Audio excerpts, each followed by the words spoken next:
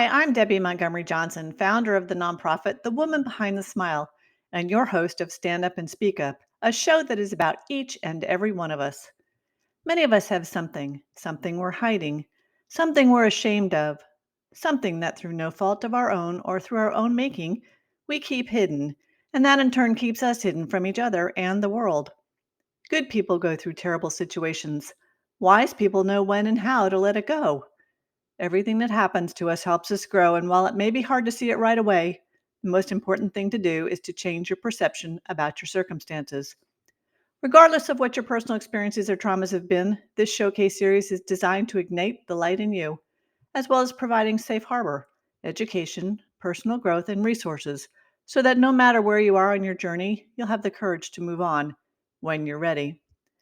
Stand Up and Speak Up features ordinary people who've been through extraordinary situations and struggles and then found the courage to step out from behind their smiles and speak up about their experiences and the lessons gleaned from those experiences.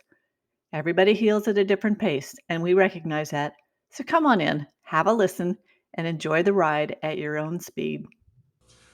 Good morning, everyone. My name is Dr. Tim McGuinness. I'm the managing director of the Society of Citizens Against Relationship Scams.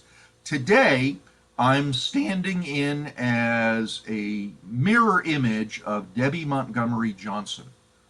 Today, what we're going to do is we're going to have a conversation with a couple of survivors of relationship scams, specifically romance scams, being that particular flavor. And what we're going to talk about is just ever so briefly scams themselves.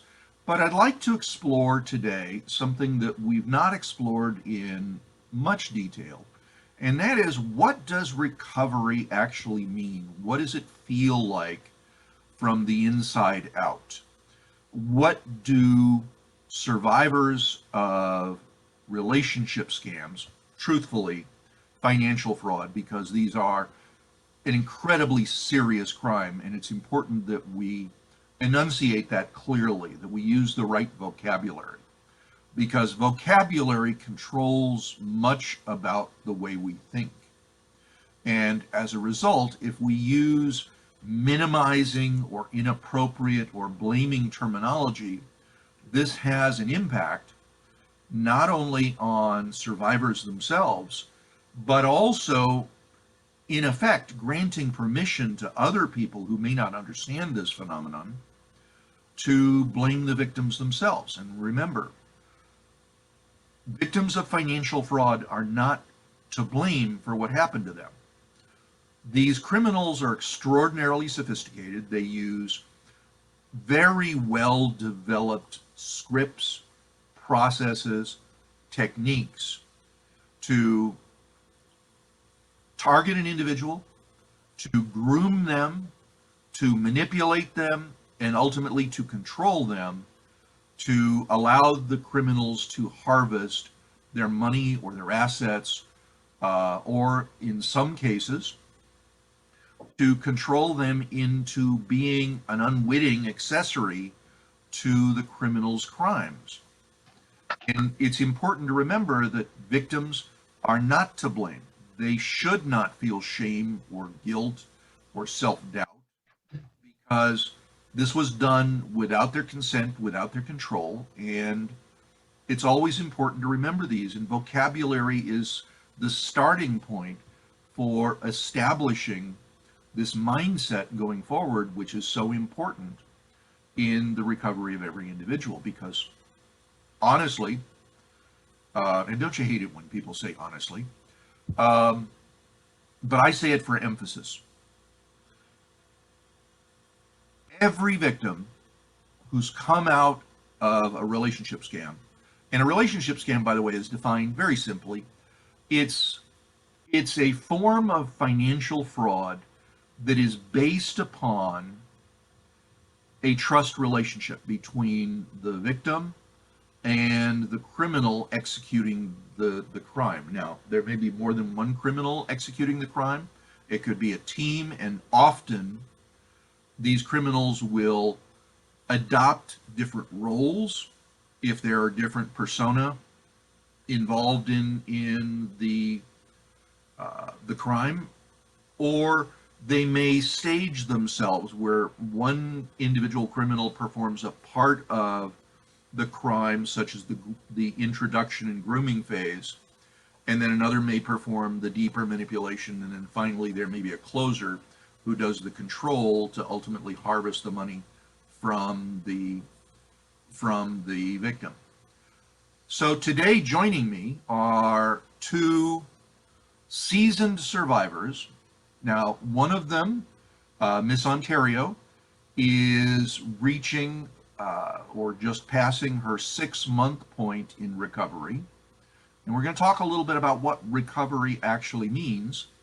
And then also joining me is Miss Texas, 1898. Just joking. Sorry about that. Ms. Texas has been through a unique experience. And Ms. Texas, how long has it been since your scam ended? 3 years and 3 months ago. Okay. So it ended in the end of February of 2019. Okay. So relax. This is just going to be a conversation. No pressure, right? So grab yourself a screwdriver and double shot of vodka, and we'll begin the conversation. So Ms. Texas has been through a little bit of a different cycle. She went through the early stages, the mid stages, the more advanced stages, and had the benefit of facing one of the criminals actually in federal court and seeing that person sentenced for more than a decade in federal prison. So not often do survivors get to experience the justice side of things. But, as we're going to talk about, the criminal justice system doesn't provide closure. The only thing that provides closure is really the ability to fully accept that you're the victim of a criminal who willfully and without your consent targeted you, victimized you deliberately, and left you sort of by the side of the road, so to speak, with not a care in the world about what happened afterwards, and left it up to each person to recover from this experience. And again, I apologize to both of my guests, Miss Ontario and Miss Texas, if I say things that are triggering, because truth is, when you experience a significantly traumatic event, those triggers can remain for years, long period of time. But with time and with focus, you can dull the triggers down to the point where often it will just be a momentary reaction. So maybe let's start with Miss Ontario. One of the things that we say is that romance scam victims were not in love with the criminal. But yet the reality is you had feelings for them because they expertly groomed their victims, triggering what are called amygdala hijacks, sometimes called love bombs. And they do this with a specific intent, and they do it with a certain frequency so that it repetitively triggers hormone and neurotransmitter responses in the brain to achieve a feeling that is very much like love. Many psychologists will tell you that when you feel butterflies in the stomach, that's not love. That's hormones. True love comes through a long-term trust relationship. But trust me, I am no expert in that, having been through my own number of relationships. So, but I take this very seriously because as managing director of SCARS, we provide financial fraud victim recovery services to help individuals make it through this process alive. And when I say that, I'm not actually joking, because 15 to 20 people take their life every day. as a result of these crimes. And I don't know if we want to bring that topic up. If either of you feel comfortable talking about some of the thoughts that you may have had during the course of the time period after the scam. This is not a support call. What we're trying to do is help people understand how profound these experiences are on their victims. And in many respects, how after the scam ends, that's just the beginning, because then the real gravity, the real consequences begin to set in, and how profoundly difficult that can be. So, I don't want to distress either of you. So if you can't talk about it, it's okay. No harm, no foul. So let's start with Miss Ontario. This is a little bit fresher for you. So can you kind of tell the audience a little bit about where you were emotionally right after the scam end? First, can I ask, did it end in the criminal ghosting you, or did you simply block them without confronting them? Did you confront it? Was there hostility? We don't need to get into the deep, dark details of that if you're uncomfortable with it. But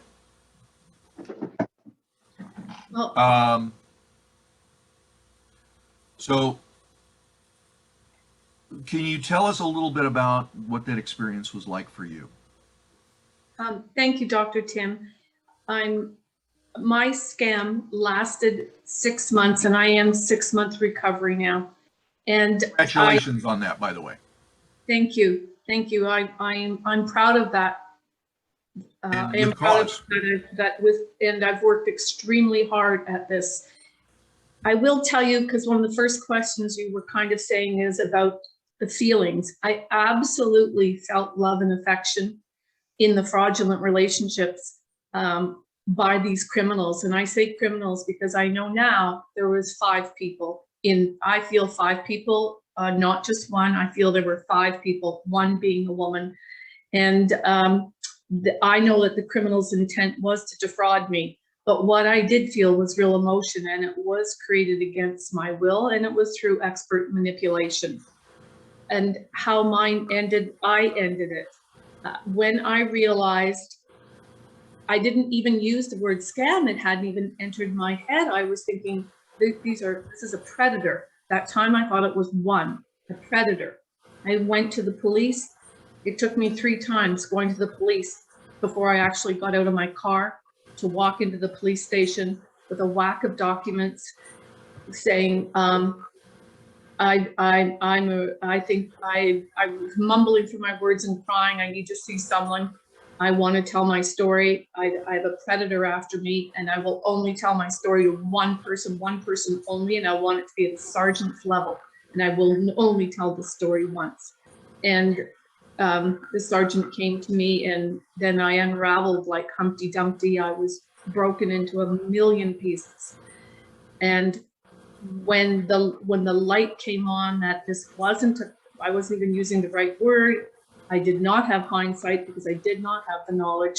I realized it was a scam at the extreme level, and I never, ever give away money. So it was profound, the manipulation that was used on me, that I gave money away. Not a person that gives money away, but I did. So so what happened immediately following, when I realized this is what it was, I guess not having connected with SCARS yet, but immediately they gave me a crisis worker right there at the police station. A crisis worker came right in to see me because I was on the ledge, seriously on the ledge. So they gave me a crisis worker right away, wouldn't let me leave the police station. I had a crisis worker. I had all the lifeline calls. I used all the lifeline calls. I was calling around the clock. My brain went completely, I didn't have a brain. There was no brain. I couldn't retain anything. My memory was gone, and I knew I had a million things I had to do. and I couldn't even form a sentence on how to do what I was supposed to do. But so I guess that was, I must tell you that I kept the criminal on the line for another whole week, because he continued to call me and email me and all kinds of love stuff, and I kept him on for a week. I didn't tell them that I knew he was a scammer, because I thought I've got him as live bait on the phone. So police and sergeants and detectives, I've got him, you can come and get him. You would call that now, I know that was called, I was scam baiting him for a week, hoping that they could just catch him. They could just catch him. Why can't they catch him? I have him live. They couldn't do it. Everything was so fake, and all the documents I had on him was so fake. So after a week, I just texted him and said that I was finished, I was done, and there would be no more. And I never heard from him again. Okay. Did that kind of answer that question? Did? Okay. Yes, completely. Let me stop you there so that you can take a deep breath, take a drink of coffee, because this is hard. So I think you said several things that were really interesting, and one of them is often in the days following a scam, people are in shock, and everybody responds to shock, psychological shock, trauma, in different ways. There's 4 basic trauma responses: fight, flight, freeze, and fawn. Most people don't know about freeze and fawn, but most victims at that stage feel kind of an urgency to do something about it. Partly it's a desire for retribution, for revenge, although it may not be really characterized as revenge, but there's a desire for justice. Something must happen, something must get done. Unfortunately, the continuation of contact with the criminals does more harm than good.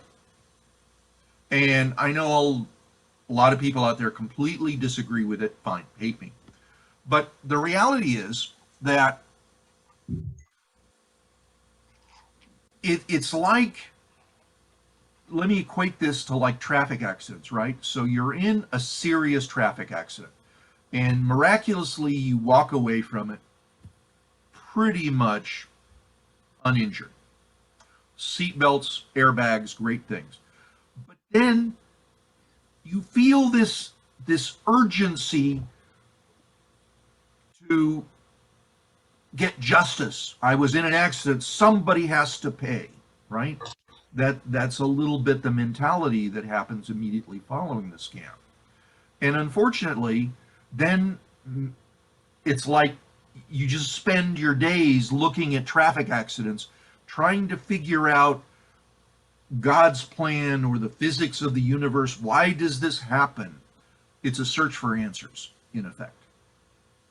So this search for answers can often be quite devastating in and of itself. In the case of scams, a lot of victims will just drown themselves in looking at scammer photos or trying to hunt them down to get answers.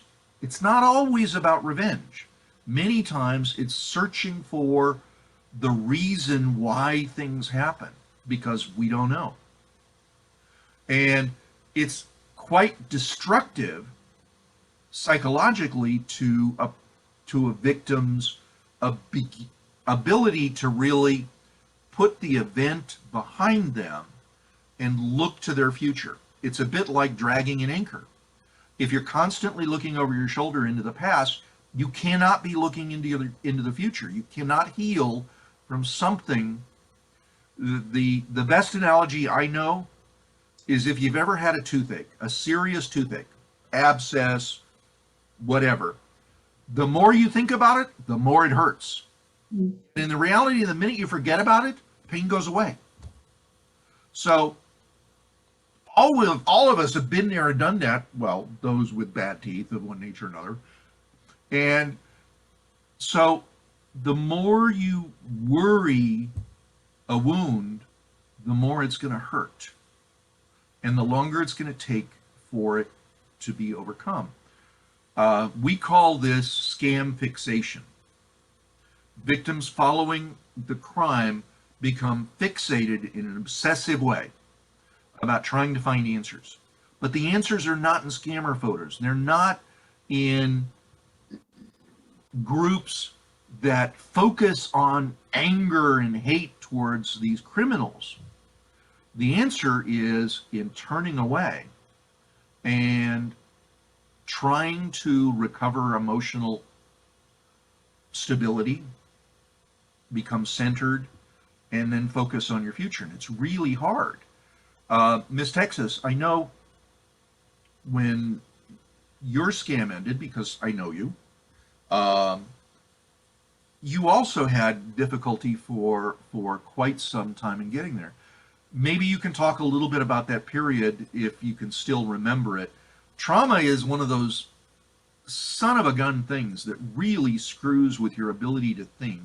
So does shock, but shock is trauma. But shock is a more like you got a hurricane going on in your head. So many things triggered by the emotional responses coming out of the amygdala and other parts of that lizard brain are just squirming around, chatting all the time. And the logical part of your brain is kind of like, whoa, I'm just going to take a step back and let all of you guys talk amongst yourselves for a while. But maybe you can talk about a little bit, if you can recall, that period when your scam ended and how you felt in maybe the first month or so. Ms. Texas? Okay. So, my scammer, there was about a month where, there was 4 different stages of my scam. And that last stage, supposedly he was in jail. So he was trying to get some more money out of me. And I was in debt badly. And I really was not going to be able to help him at all. Of course, they were trying to get me to reach out to family members, and I was not going to do that. And so after about a month, I told him, I said, I've got to get my money back. You've got to repay me. And he told me, he said, well, it's complicated. And I said, well, what do you mean it's complicated? And he said, I'm a poor man from Africa. And my world just completely shattered at that point. I think Debbie Montgomery says it well when she says that there was a lot of pink flags. And I think that we all might relate to that. And so at that point, my feelings inside were they were frozen, but at the same token, I was always shaking inside. I'm amazed I was still able to think through work. Work was actually an out for me. But besides work, I'm like, oh my God, this is just horrible. And there were times where I didn't want to, I thought in the morning, how am I going to live through this? And there was, how should I end this? Can I end this? So those suicidal, I'm not going to say,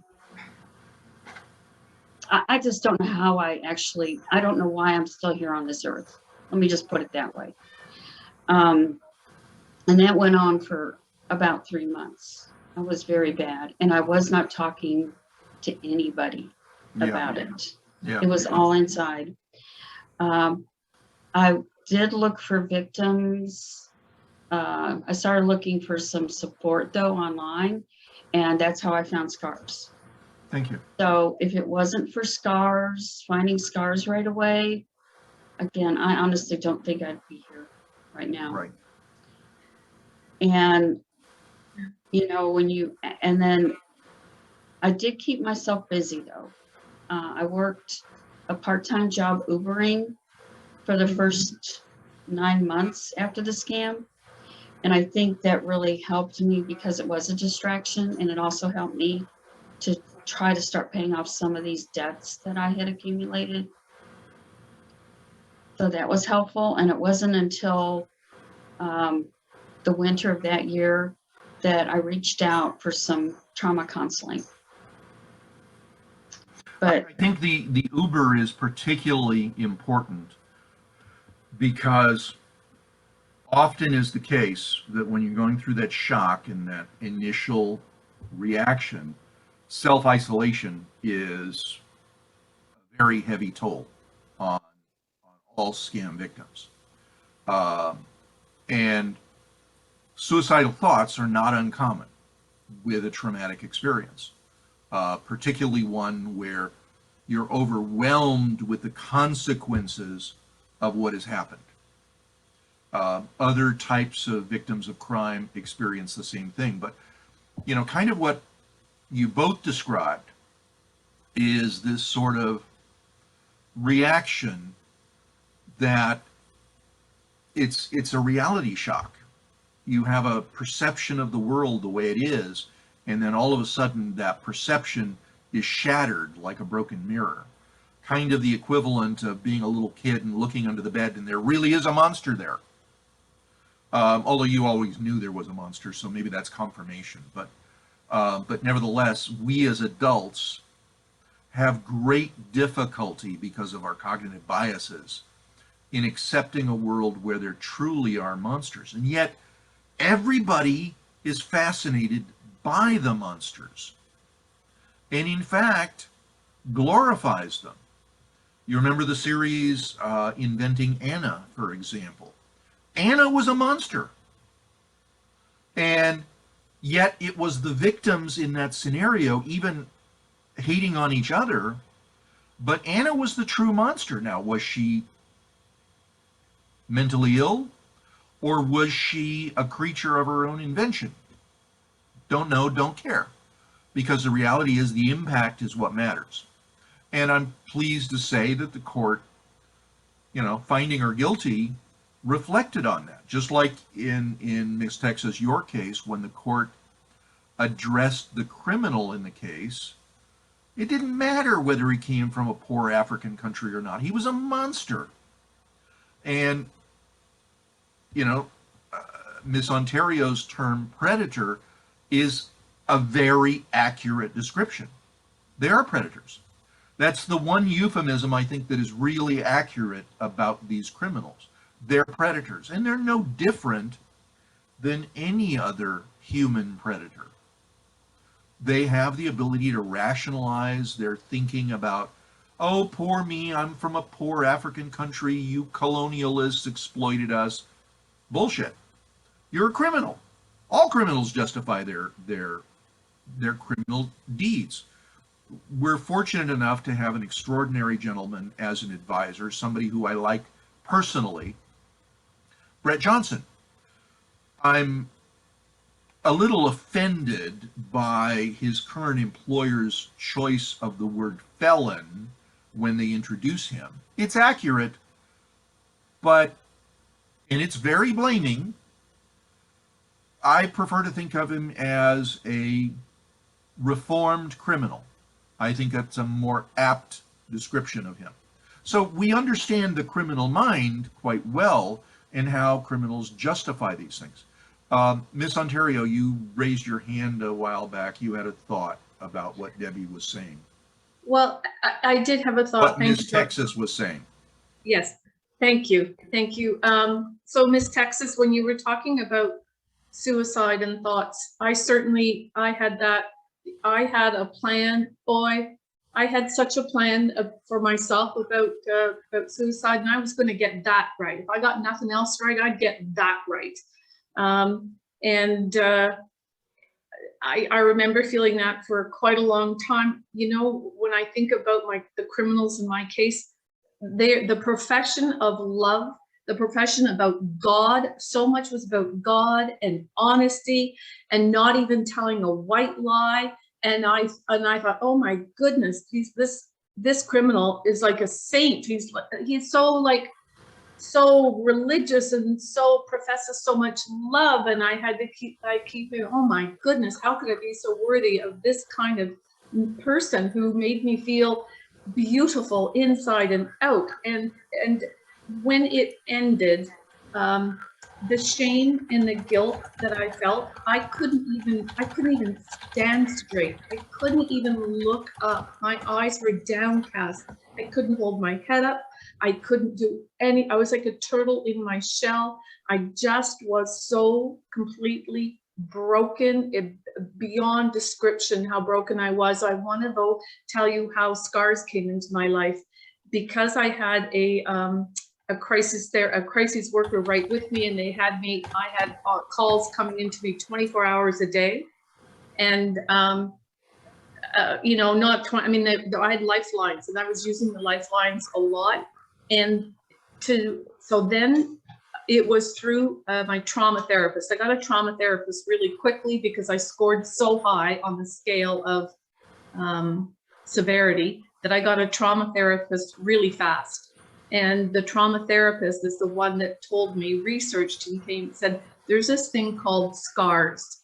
I said, well, okay, because I have a thirst for knowledge, and that's how I connected with scars. I guess I got connected into scars about 3 weeks after my scam ended. So between scars and my trauma therapist and my family doctor, and I knew then that I had a will to live.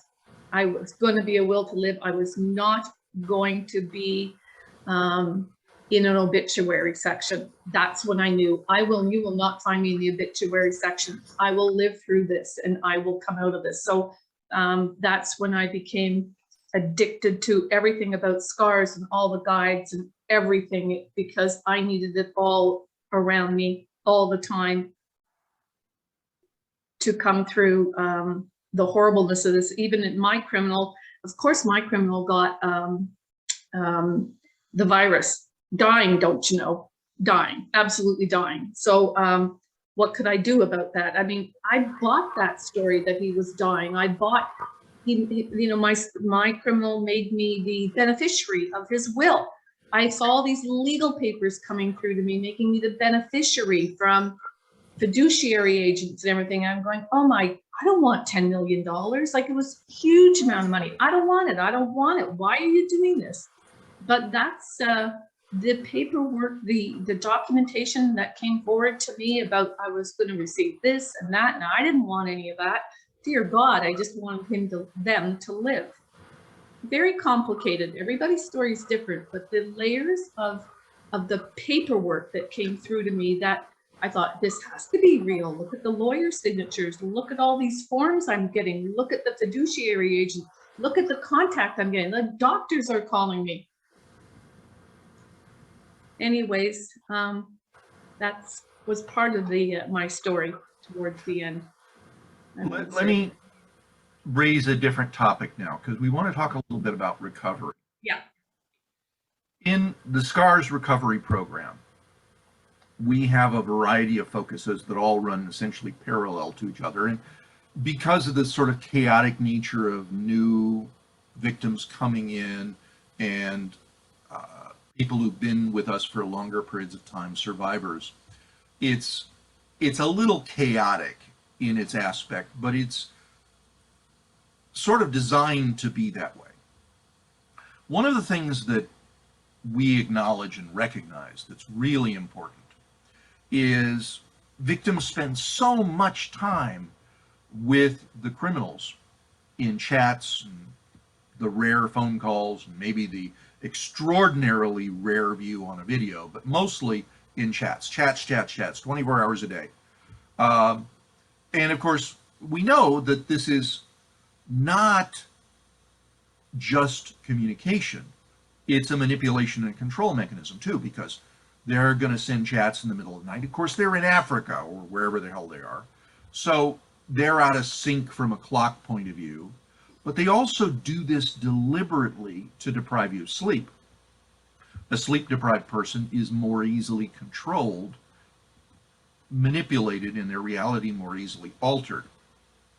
So when the scam ends, there's this huge void that you've spent sometimes 40 hours a week in chats and conversations with these criminals during the course of the week that goes on for months. And then it just ends. Anybody who's had a relationship end knows what this feels like. You live in this void after it ends, and what do you do with yourself? And that's devil's playground, right?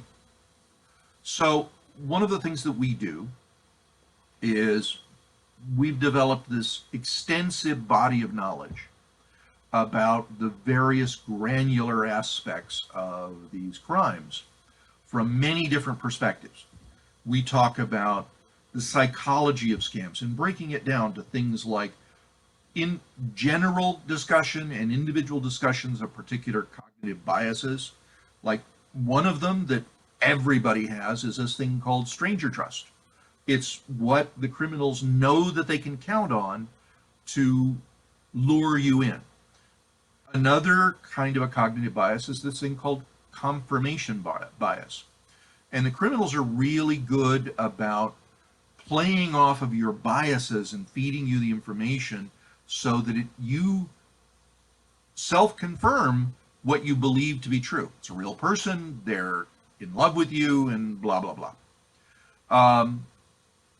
When the scam ends, there's another cognitive bias that plays havoc called hindsight bias. Miss Texas and also Debby Montgomery talk about the pink flags. Well, there were no flags. You didn't see them. You think you see them because of this thing called hindsight bias. Children in the back row, look it up on Google.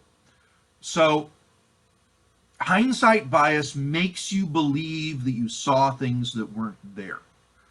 This is a trauma compensation mechanism to make you feel better so that you can heal and move forward. Just didn't see them. Trust me. Nobody ever sees anything because we're humans and we're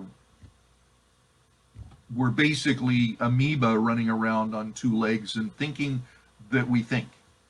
So the reality is you come out of this with a lot of stuff going on. All of the baggage that you had going into the scam is still with you and worse. So we focus on education. Why is education important? Rather than looking at a gazillion scammer photos, which do nothing other than elicit emotional responses, reinforcing those emotional memories and trauma and reactions, instead, we try to get people to read or look at non-scammer face related videos.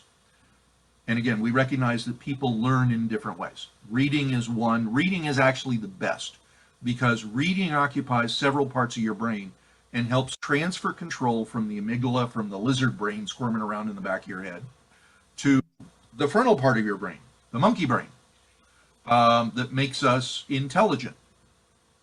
Although octopus are intelligent and they don't have a frontal lobe. But the point being is to help you fill your time after the scam ends so that you're not left sitting there alone in the dark with all of these gazillion thoughts through your head. As you read, it can be very overwhelming in the very beginning because you get overloaded quickly. But as time goes by, your capacity to absorb more increases and it becomes a substitute for the void that's left after the crime ended. Ms. Texas, can maybe you talk about that a little bit? What are your thoughts? So, first and foremost, I needed to know I wasn't alone because during the scam and then right after the scam, I felt like I was the only person in the world that this has ever happened to. So by me finding scars and seeing the posts on scars was so reassuring to me. But I think the first thing I connected to right away is the thought-provoking questions that would be posted. In I our really, support groups. in our support groups, yes, Right. because that's what, to me, I looked forward to on a daily basis. I did realize that there is an addiction to these scammers. And you're absolutely right there, because you spend so much time, back and forth with them. So in that, and Dorothy even mentioned this too. So I looked forward to, okay, what's the thought-provoking questions that are being asked today? So, and what are people responding to? That to me was priceless. And I know that there were times where,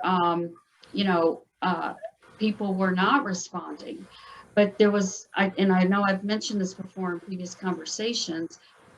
So sometimes there would be a thought-provoking question that at the time I was just not able to write it down. But it didn't mean that I wasn't thinking about it. No, I So know. sometimes we don't always get that response. And then as far as the articles went, it really helped me to slowly, and I mean slowly, understand what the heck happened, because, and I asked that question, 3 years in, what happened? Why did it happen? Right. How did I get myself into this mess? Do you So, understand? Do you understand the why now? yes, I do. But it took a long, long time. And even though, and we do need to hear it repeated over and over again, that, you should not feel embarrassed. You should not feel ashamed. Well, it's easier said than done. I know. I'm sorry. It just is. Absolutely right. But it needs to be said. And I had, when I finally was able to go to court last fall, there was that huge weight of guilt finally got taken off of me. But, it's not, do I still feel some shame? Absolutely. But it's not to the degree that it used to be. So, it just takes time. That's all this is. This was a life-changing impact on me anyway.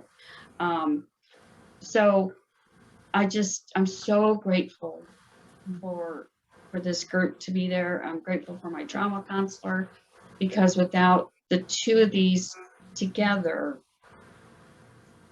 I honestly don't know where I'd be. Another thing I want to, you mentioned earlier about, I don't even remember how we brought it up, but, when I think about the scammers, why did they do this?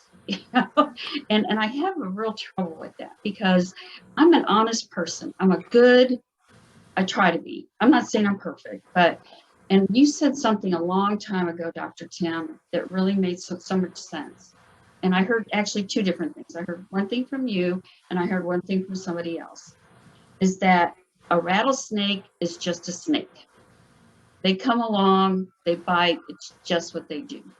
It's like the old story of the frog and the scorpion, and the scorpion arrives at the river and can't cross, so promises the frog that if the frog carries him across the river, he won't sting the frog. Midway across the river, scorpion stings the frog, kills them both, and the frog asks in his final breath, "Why did you do this?" And the scorpion answers, "Because I'm a scorpion." Right. And that kind of goes back to the only mistake that I know we make is we let the scammer in. We replied back to them. So it took me a long time to understand that and not take the whole thing on myself. And then the other thing, there's just bad in the world. There is just bad. Pure evil. There's just pure evil. The worst evil isn't from malevolence. Serial killers are evil, but on a scale of 1 to 10, they're only 5, in my opinion, as an anthropologist. I'm not a psychologist. Real evil in the world is ambivalence. It's good people turning a blind eye to evil deeds. Whether it's a guard at Auschwitz, and I lost my great-grandparents in Auschwitz, to, whether it's a political party, we are so full of our biases that we want to believe that often we don't take the time to really analyze, is what I'm doing evil? And it's important. And the criminals, of course, and this is one of the weird things, is people tend to put all of these criminals in a basket, and they're not. There are some big baskets. Nigeria's got well over 1 million of these criminals in their country. The majority of them are college students or college graduates. They're not guys half naked sitting on a floor someplace in the middle of some shanty town. They work out of luxurious homes in Nigerian standards, and they justify what they do. There is this perception of apologizing for the criminals. Never apologize for a criminal. Criminal makes a decision to be a criminal. Mm-hmm. Yes, there are people at risk, but it's their upbringing, it's their parents that gave them the morality that they have. And we have to put this in context. As a friend of mine, PJ Rohan from About Fraud says, but in the context, we have to be careful not to apologize for the criminals. Poverty isn't the issue. Lack of opportunity isn't the issue, because crime always pays better than any good job that you can get as a college graduate. The only thing that pays better, and some would argue that that is crime, is being an entrepreneur. So unless you create a company that's wildly successful, no matter what you do, crime is going to pay better, but it comes with risks. But so does working in a real job. Everything that we do in life comes with risk, unless we're an ascetic Buddha sitting on the ground afraid to move for fear of harming the insects that are around us. Unless we completely withdraw from the world, there are risks in everything that we do. But criminals need to own what they did. And Brett Johnson is a perfect example of somebody who did the time, who owned what he did, apologized for the world, and is trying to make the world a better place, utilizing the experience and the wisdom that he gained along the way. He's a good guy who did some bad things. And I can completely understand that and have no difficulty acknowledging that. So, Miss Ontario. Mm-hmm. This is going to be a good time for me to cut out. Okay. Okay. So, thank you for joining us, Miss Texas. Appreciate you being on the call. And we're going to go another 9-10 minutes. And I think we've covered some incredible ground today. So, Miss Ontario, picking up on what Debbie was talking about, on the benefit of learning our approach in the support group. And by the way, the reason that we ask questions is specifically to create triggers, because trauma has a way of fogging the brain, of occluding, hiding things from you. And asking targeted questions often gives you an opportunity to think about it and recall certain memories that you might never have found again otherwise. Mm-hmm. Mm-hmm. That's true. So around the recovery for myself, I have worked really hard on recovery, and I could only do this with the combination of two things. My trauma therapist, who helped me incredibly, and scars, because scars has been my education. And I have written more in the last 6 months, pen and paper, of books and books and writing and writing and writing, because I auditorily need to hear it. I need to write it down. I need to read it again and again and again. And every time I read it, I take more from it. All the booklets that Scars has provided, whether, you know, some of the toughest ones, I think, was the whole path of learning to love myself again.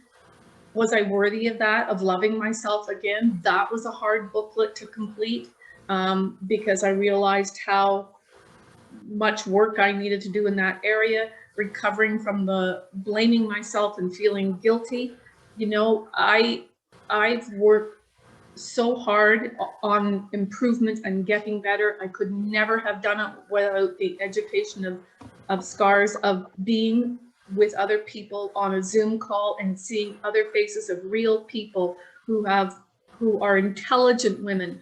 These are not, we are an intelligent group of women. We are good people that something bad happened to, you know. Can I interrupt you for 1 second? You know, you said something really interesting. Nobody in our experience, in the 12,000 or so people who've gone through our support groups in one way or another over the years, not one of them has been a stupid person. None of them are particularly intelligent.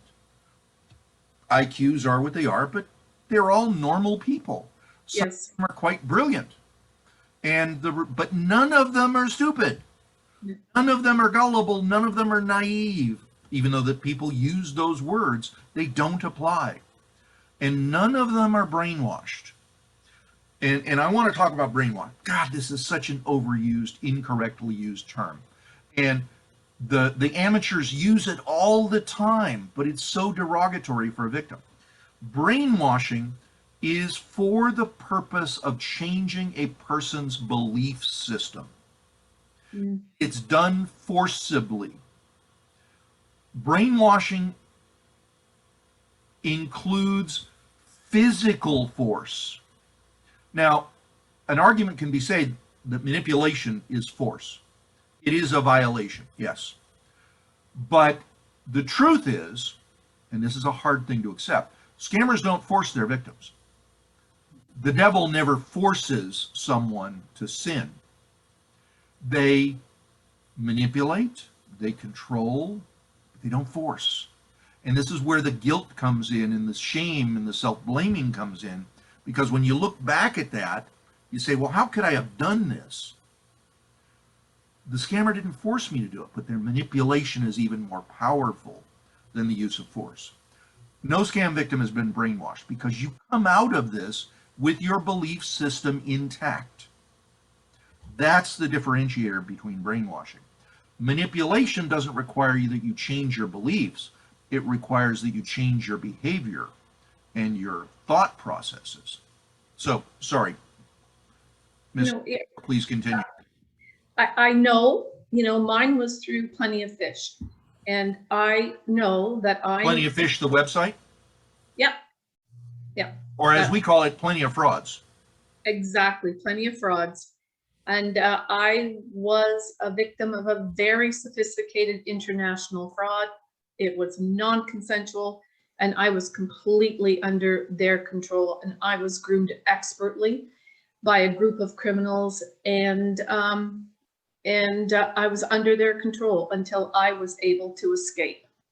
Exactly. And I escaped, and I'm here today, and I today can say I love myself again. Didn't know that was going to be possible, to love myself again and to get back who I am. And I am wiser. I am grateful to Scars and the recovery process, which I am still in. It's not over. No. I continue. It's absolutely not over. There is, you know, the financial recovery at my age isn't going to happen, but I am okay. It's different, but I am a survivor. and I am proud of where I was to who I am today. I was on a slippery slope, and the scars, education, the guides, the posts, absolutely is been major in who I am today and how I've come out of it. And I wanted to talk today because I want other people to know this happens. It happens can happen to anybody, can happen, and it happens to everybody. And I want 2.5 million romance scam victims in 2021 in the United States alone. Mm-hmm. Yeah. Let me ask you a question. Okay.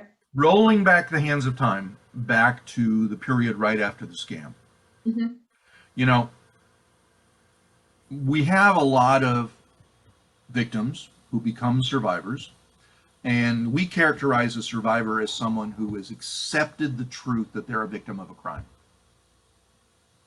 Until you really get that wired into your head, you're not really a survivor yet. You're still a victim. But winding back the hands of time, you're now at the 6-month point. Could you have imagined early on that this would be as lengthy a process as it is?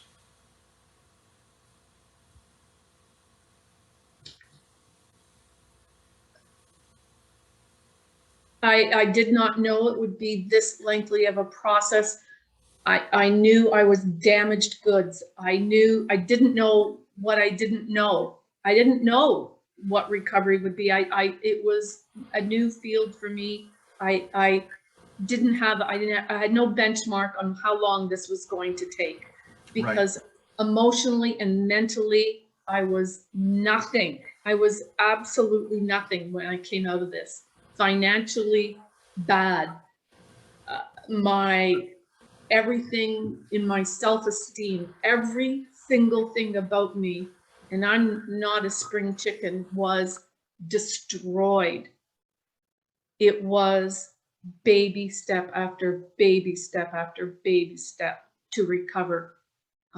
So I know now I have a stretch to go, but I'm getting there, and it's long. It's a long process. It doesn't matter to me how much money somebody gave or how long they were in it. It doesn't matter whether somebody was in it for a year or gave huge money or less money. Everybody's case is their case and their story, and recovery is a long process. And if you have to invest in it. If you don't invest in it. That's right. Yeah. Mm-hmm. You have to do the work to get the benefit. It's Yeah. a long journey, and there are lions and tigers and bears, oh my, along the way, and flying monkeys and everything else that goes along with this, to use the Wizard of Oz metaphor. But and I just want to make a comment about Debby Montgomery. Debby Montgomery, I read her book as soon as I heard of Debby, I got her book. I read her book. She is an amazing human being, amazing person. And she's stand up and speak up, this forum. God bless her. Yeah. indeed, we're extraordinarily proud to count her amongst our SCAR's board of directors and one of our SCAR's officers. So we're extraordinarily grateful to have her. Debby approaches this from a different perspective than my side of the house, which is more nuts and bolts and analytical. And Debby comes at things from a more humanistic, motivational side. Of course, we're all certified life coaches as well. And the important part of this is that, there are many sides to that. And that is one of those parallel sides. There's education, there's motivation, there's coaching. And what we do is to be the signposts along the yellow brick road that hopefully will get you to the Emerald City eventually. But some people will never get there because they never start.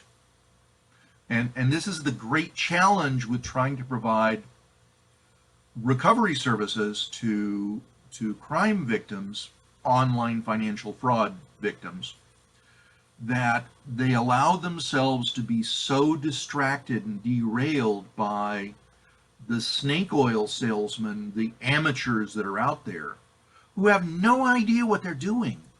They're so full of anger and hate that they're incapable of even admitting that they're victims.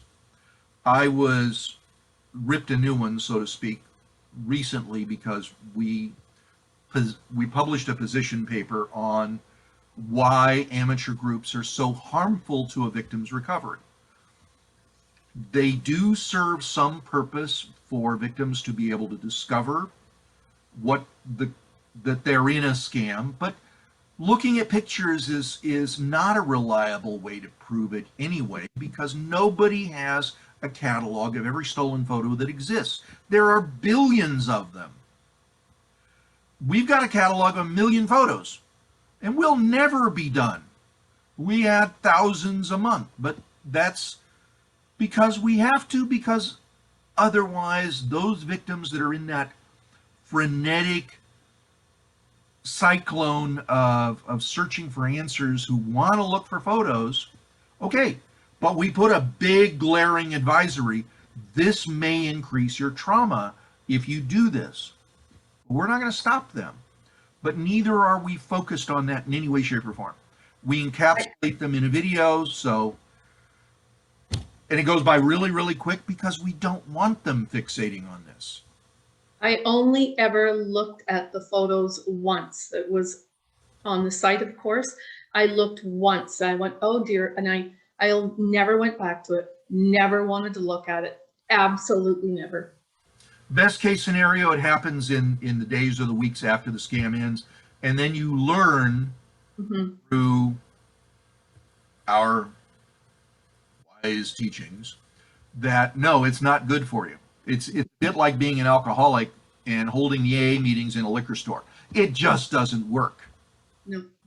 And if you think about it, it's logical that it doesn't work, but people are so invested in their anger that they cannot see the light. And unfortunately, that's one of the reasons why only about a third of scam victims will successfully recover from this. And by successfully recover, I mean that they will have dealt with their trauma, they will have dealt with their baggage that they brought into this. Counseling is not only to recover from a scam, but it is to help you repair your resiliency that has been so damaged by this event, so that you can live a happier, healthier life into the future and not regret, not feel ashamed, not feel burdened with guilt. Yeah. Yeah. And trauma therapy brought up for me past things in my life that I had never, ever said out loud. So trauma therapist, it all came out. Things that were way hidden, way in the back, that I'd never spoken to anybody ever. Yeah. That were significant trauma events. Yeah. So, you know, the analogy is you have a bad traffic accident, you're injured, and you go in the hospital and they find you have cancer. Not a pleasant thought, but it is the notion that this is an opportunity. Stupid as that sounds, this is an opportunity to give your brain a tune-up. yeah. If you take the opportunity. Thank you, Miss Ontario. This has been an extraordinary conversation. Very appreciative of your time. I hope that this was not too triggering, and that hopefully you might have gained some insights today. Do you have any final thoughts before we close this? I so appreciate being asked to participate in this. It was my time. I needed to do this. I did it for selfish reasons. I wanted to do it because I was ready to do it, wanted to do it. I knew that this would help me. Today, you know, I'm here for a reason. I want to pay it forward. I have a long way to go, but I do try now, and I live fully present. I do like life, and I know that I'm brave, and I know I'm courageous. I know I'm vulnerable, but I am here, and I hope that my messaging and what we talked about today reaches out to people to listen and hear. Thank you very much. Thank you so much. Okay. That is the key characteristic of recovery is you have to show up. Mm-hmm. You have to do the work. You have to learn. You have to pay attention to the reasons why this happens. And the truth is, we do have answers for all of it. Everything is knowable. It wasn't voodoo or juju. There's no magic involved in how scams happen. It's human psychology. Our brains are wired the way they are. We are inherently scammable. Dogs, and so are octopus. You can scam a cat. And it's funny to watch their reactions when they get scammed, bait and switch, and all the rest of that good stuff. But it is part of the human experience that our biases lead us down paths that are wrong. And that is the uniqueness of the human experience, that we can, if we choose to, understand why the mistake was made and how to retrace our path or cut across a field and get back on the right path. Criminals can also change. They can also be reformed. But they're not, we can say they're monsters, but the truth is they're just humans too that have so deluded themselves through their rationalization that what they're doing is acceptable. We do talk to some of them over time that realize their mistakes and leave it because they can't deal with it anymore. I'm not apologizing for criminals, but I do recognize that we're all human beings and that our brains don't often work the way we think they do. So, thank you, Miss Ontario, for being with me today. My name is Dr. Tim McGuinness, Managing Director of Society of Citizens Against Relationship Scams, Inc. You can learn more about scams, scammers, fraud, criminals, and victim recovery on romancescamsnow.com. Our corporate website is againstscams.org. I encourage anybody to look us up, verify who we are with the state database for the state of Florida, where we are incorporated as a nonprofit. We are a global NGO supporting victims of online financial fraud scams worldwide. There is no such thing as race, gender, creed, religion, or national origin in our world. We support everybody around the world, regardless of their faith, regardless of their beliefs, regardless of their skin color, because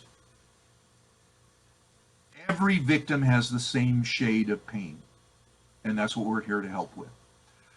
So I thank Debby Montgomery Johnson for allowing me to hijack her show and stand in today in her stead.